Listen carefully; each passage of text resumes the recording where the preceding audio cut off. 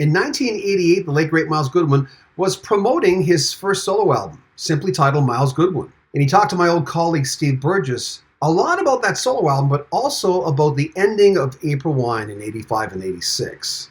The last album didn't even feature the bulk of April Wine. It was just Myles Goodwyn, Brian Greenway, who's been by his side all along since 77, and some studio musicians. And even though this is a moment in time, and as far as I know, Myles has made good with his former members long before he died, this is still a piece of history. The end of April Wine, Myles Goodwyn said he'd rather go to the dentist every day than have to go through that again. So it wasn't pretty, but band breakups are kind of like that. In 1992, Myles did get back together with Brian Greenway, Jim Clench, who left after Stand Back in 75, and their longtime drummer, Jerry Mercer. For your information, the only remaining member in April Wine is a guy who goes back to 77. Great guy, interviewed him as well, Brian Greenway. But here's Myles talking about the ending of that band. By the way, how long have you been based in Nassau? 4 years next month. Really? Yeah. Well, what made you decide to go down there aside from the obvious? I guess maybe it is just the obvious reason. Yeah, all the obvious reasons. I was, April Wine had a real hard time at the end. It was not pleasant.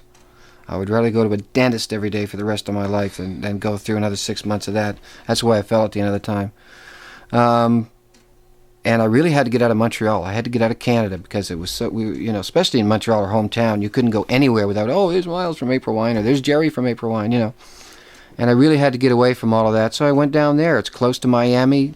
Planes come and go, Nassau, Miami, back and forth all day long, every day of the week. I could go anywhere in the world from Florida, so it was really close.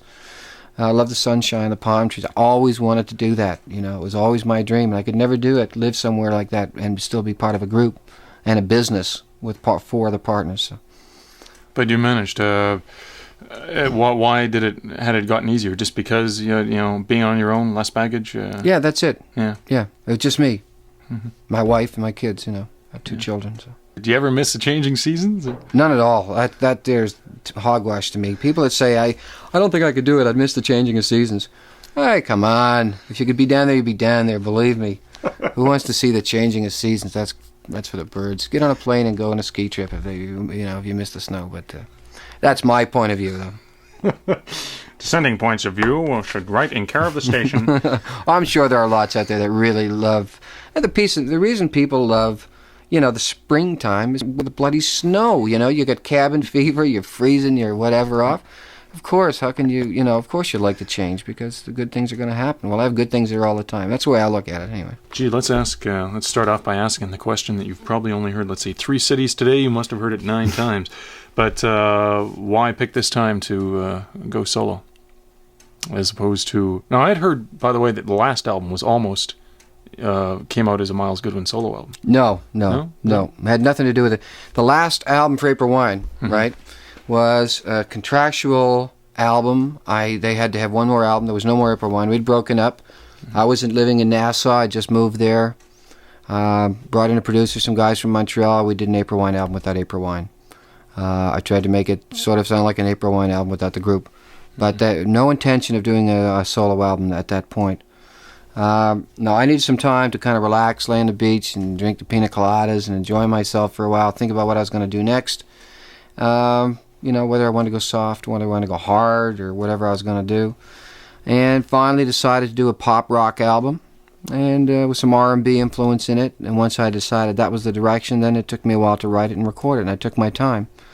That's the great part of being a solo artist, that freedom to be able to take your time, not have to arrange things for 5 guys. I was able to pack a suitcase and come and go as I pleased. It was nice. How long exactly did you take mulling it over with the pina coladas before you finally made up? I was drunk by the time I decided what I was going to do. That many pina coladas. It was that important. Let's see. I guess it must have... maybe almost a year. A lot of writing now. I have a studio in my house, and I go down in the morning, and I just wrote all... Whatever, don't think about what you're writing, just write. Ended up with these batch of songs. And so I wrote for about a year. And then I spent 2 years recording. It's been a long time. Philadelphia? In Philadelphia. I mean, here you are in Nassau, and you go to Philadelphia. You decide, no, I'm going to go to Philadelphia. Great city, Philadelphia. It really is a great city. I love it there. W.C. Fields has given it a bad name, I guess. Yeah, it's Greystone. I'd rather be here than in Philadelphia, or I spent a week one night in Philadelphia, or whatever the heck he said. But I like Philadelphia. The co-producer on the album, Lance Quinn, owns the studio in Philadelphia. It's called The Warehouse. And so that made it a lot easier for me to come and go, because normally if you have a group, you're going to a studio for 6 weeks.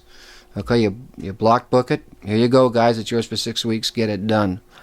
And I did it over 2 years. So, and I was there because that's where his studio was, the co-producer. How did you manage to hook up with him? He did the last April Wine album, the Walking Through Fire, that we mentioned before. And I heard a Lita Ford song on MTV previous to that album, so I'm going back about 4 years ago. And it just jumped right out of the speakers. And that particular song was nominated for a Grammy for her. He did Lita Ford, also Bon Jovi. And I liked that song so much, I said, who did it? I was looking for a producer, and it turned out to be Lance Quinn. He flew down to Nassau, we talked, and then did the April Wine thing, got that out of the way. And I wanted to use him on my solo album. We'll have more from Myles Goodwyn. Remember, if you want to see the entire interview, it's on our Canadian channel at Rock History Canada. There'll be links at the very top of the description. If you want to know more about Steve Burgess, it's all in the description. Make sure you comment on our video, subscribe to our channel, and share our videos. I'm John Bowden. This is Rock History Music.